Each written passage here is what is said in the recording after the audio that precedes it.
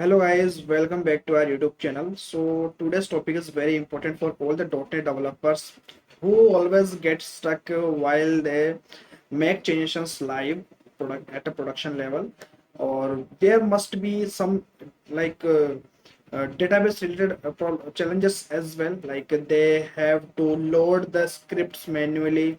So like sometimes it feels very overwhelming, or it is very challenging as well. You have to maintain all the scripts in your notepad or somewhere. It's it is like kind of very overwhelming task as well.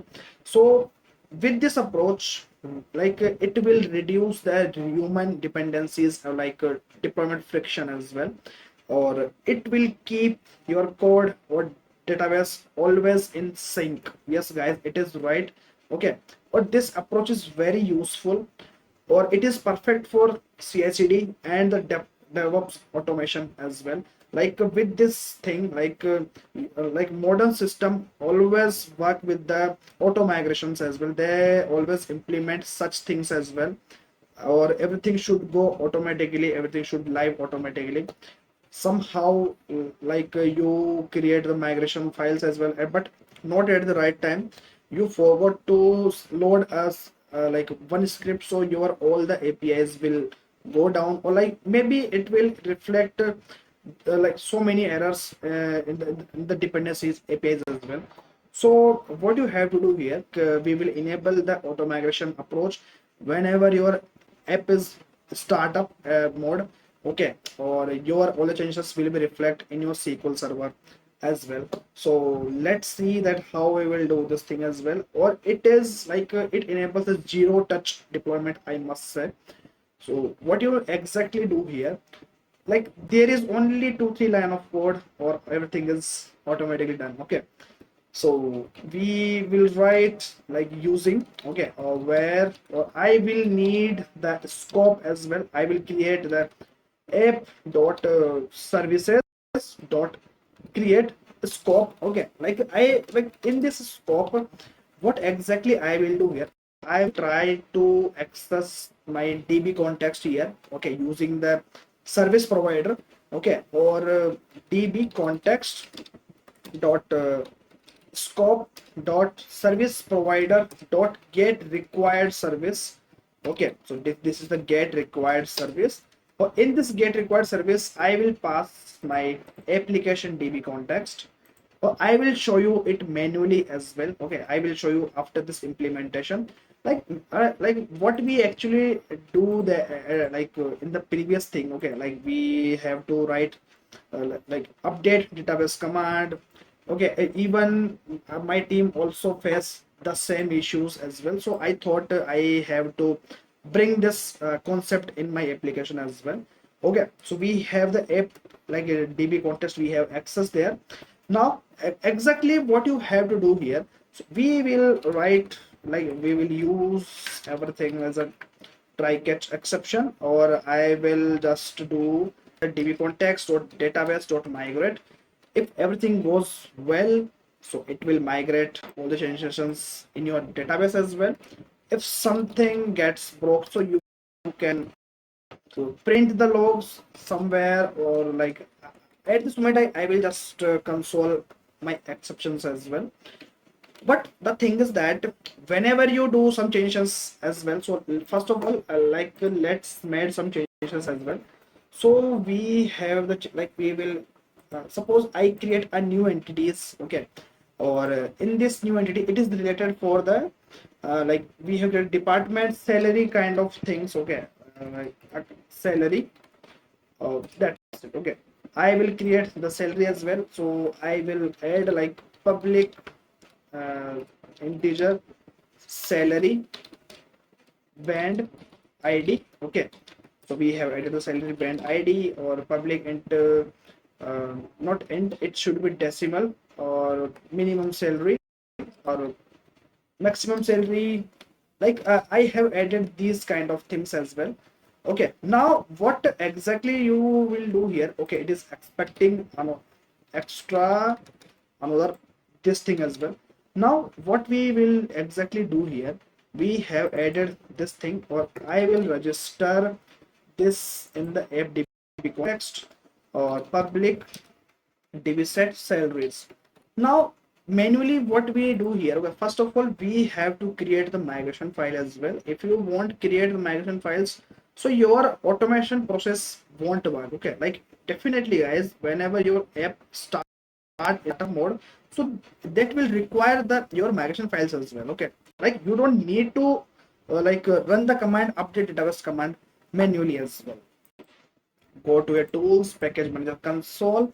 Okay, or in this thing what exactly I will do here. Okay, or like this thing is very important for you to know as well. So what I will do here, add migration, I will add salary entity. Okay, so I will add the another migration for the salary entity.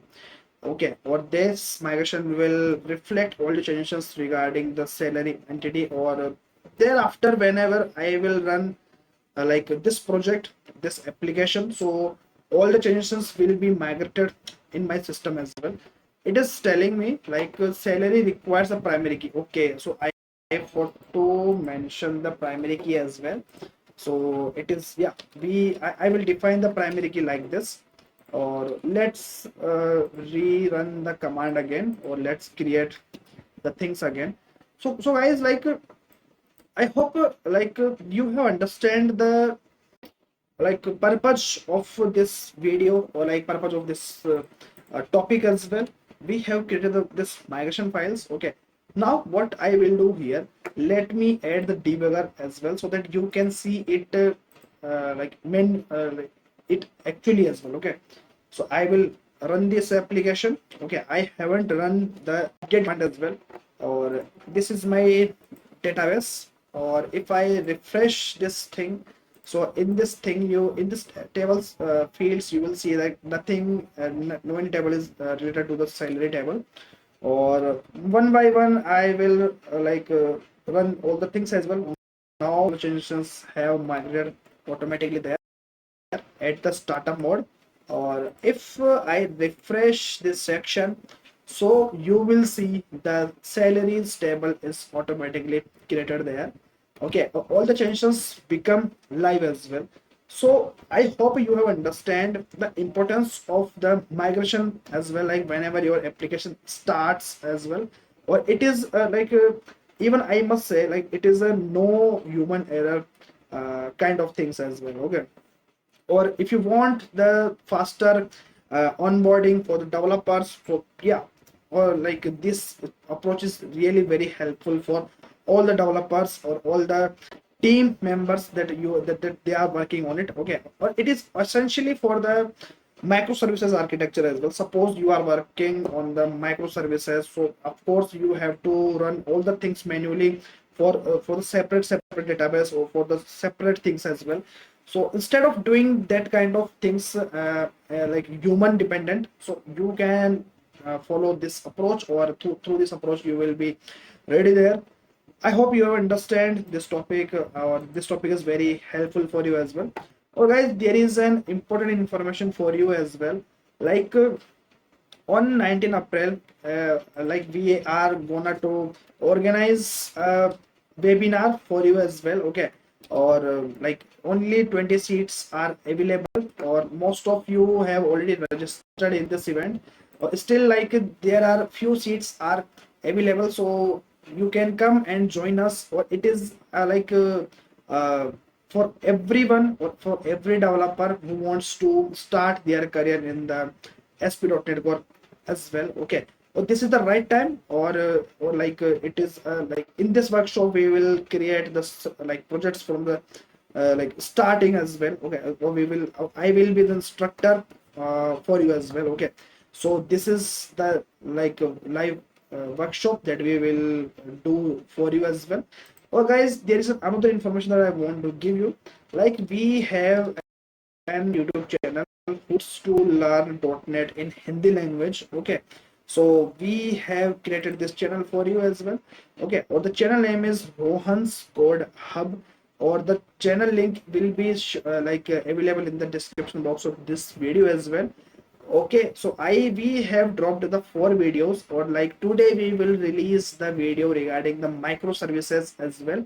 Okay, so the channel is only dedicated to for the Hindi speaking audience as well. Like many of you were like asking me, that's why we want the content in the Hindi language. So this is why we created this separate channel for Hindi audience as well. Okay, so I hope you will love this video, you will love this content as well. So thank you so much for watching this video till here, or till then, take care guys, bye bye, have a good day.